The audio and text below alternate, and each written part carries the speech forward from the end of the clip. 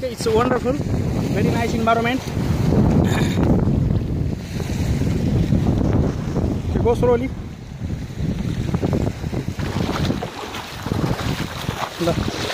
Like this. Here. So he's going.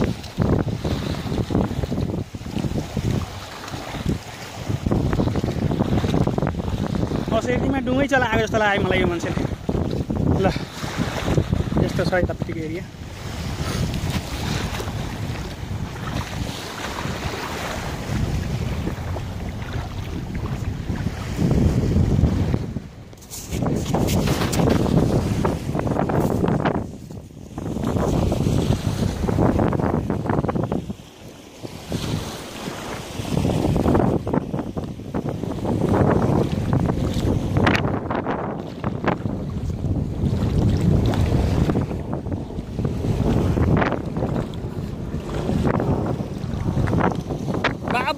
Loida, congrats! You are really brilliant kayakers. Brilliant.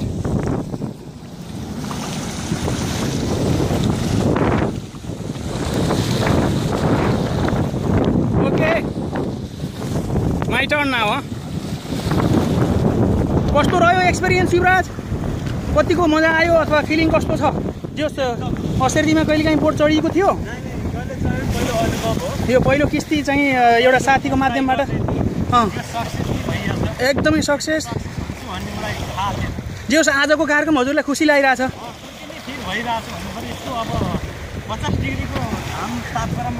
यस यो कुवेटको ठाउँमा होइन त ठिकै छ जे होस् अघि एकैछिन तपाईँलाई मैले वेट गराएँ त्यसको लागि क्षमा प्रार्थी छु पक्कै पनि अब चाहिँ कार्यव्यस्तता बुझ्नुहुन्छ जे होस् मलाई अचम्म लाग्यो मैले धेरै गाइकर्सहरू देखेको छु कुवेटमा यो फिल्डमा म छु अनि चाहिँ धेरै सिकारहरू यहाँ आउने गर्दछन् तर तपाईँले जुन एकैचोटिमा यसरी चलाउनु भयो एकदमै यो सराहनीय काम हो एकदम यो साथी भनेर भनेको होइन कि अचम्मैसँग तपाईँले चाहिँ धेरै सजिलो एकैचोटिमा चलाउनु भयो यो काइकिङ भन्ने कुरा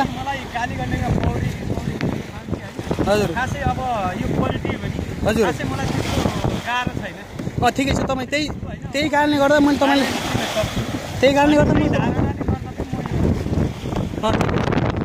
ठिकै छ मुटु चाहिन्छ काइकिङ भनेको मान्छेहरूले सजिलो देख्छ तर यो जति सजिलो छ त्यति सजिलो हुँदैन किनभने यसमा धेरै किसिमको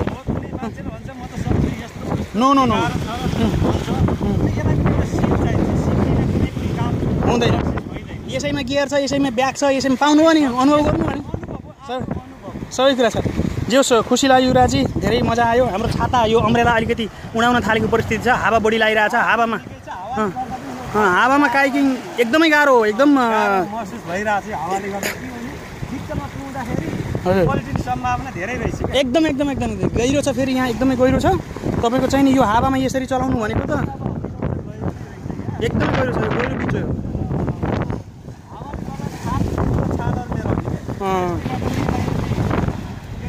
पल्टाउन सक्ने सम्भावना एकदम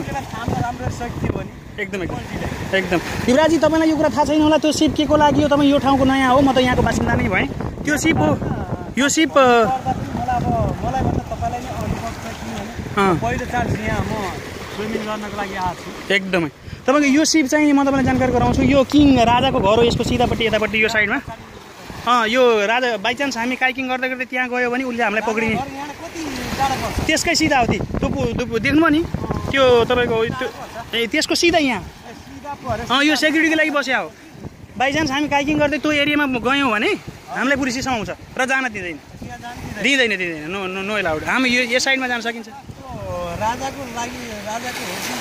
राजाको सेक्युरिटी सामुद्रिक सेक्युरिटी अगाडिपट्टि चाहिँ अरू पुलिसहरू छ एकदमै हो त्यो कारणले गर्दा ल धेरै मजा आयो धेरै इन्ट्रेस्टिङ गेम गरिरहेछौँ हामी आजको शुक्रबार हामी दुईजनाको चाहिँ यो भेटघाट अत्यन्तै अलिकति लामो समय पछाडिपट्टिको पनि हो धेरै खुसी लागिरहेको छ इन्जोय चाहिँ भइरहेको छ मजा आइरहेको छ सबैलाई कुवेटको यो गर्मीबाट बाहिर यो घाम भनेको तपाईँको घाम देखाइरहेको छु मैले यो घाम भनेको अहिले 56 डिग्री सेल्सियस पुगेको छ आज कुवेटको नेपालको सबभन्दा चाहिँ नि कुवेट विश्वको सबभन्दा चाहिँ गर्मी देश कुवेट यो फेरि जान रहर गरेको जस्तो मानिरहेको छु एकचोटि डुबुल्की नमारान्जरी सबैलाई यस्तै रहर लाग्छ जब काइक पल्टिन्छ र एकचोटि मान्छे चाहिँ समुद्रभित्र पर्छ त्यस पछाडि अलिक डरको महसुस हुने गर्दछ यो कुराको अनुभव युलाई अलिकति भइसकेको छ भने एकछिनपछि पक्कै पनि हुनेछ तर डर छैन, म चाहिँ बचाउन चाहिँ अलिकति सक्नेछु भन्ने आशा राखेको छु। धेरै पर नजानु, त्यस कारणले गर्दा यस्तै छ यहाँको कार्यक्रम। पक्कै पनि रमाइलो आनन्दको महसुस हुनेछ।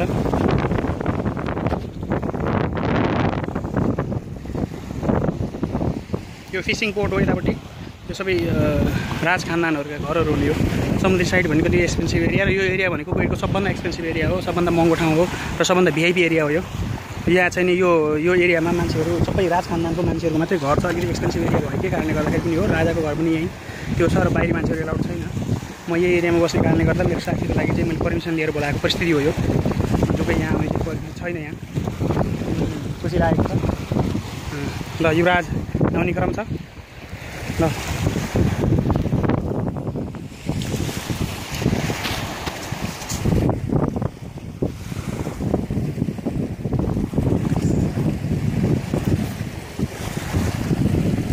इन्जोय गरेर